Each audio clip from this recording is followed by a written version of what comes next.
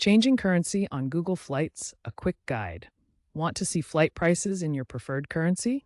It's easy. Google Flights uses your region and language settings to determine the default currency. To change it, go to the Settings menu, usually found via the three-dot icon or your profile picture. Select a new region, like United Kingdom for GBP or Germany for EUR, and the currency will automatically update. You can also adjust your language, as some languages default to specific regions and currencies. Remember, changing the display currency doesn't affect the actual booking.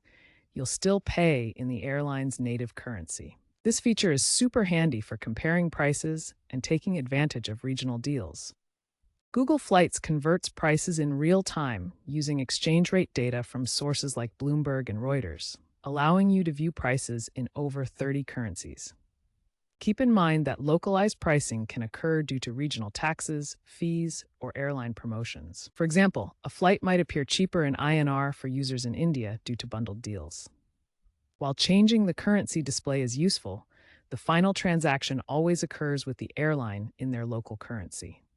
Be aware that using VPNs to alter your region might trigger Google's anti-fraud measures. Google Flights prioritizes user privacy by storing these settings in cookies or your Google account, making it a seamless experience. As a search aggregator, Google Flights helps you find the best deals, but remember that booking happens directly with the airlines.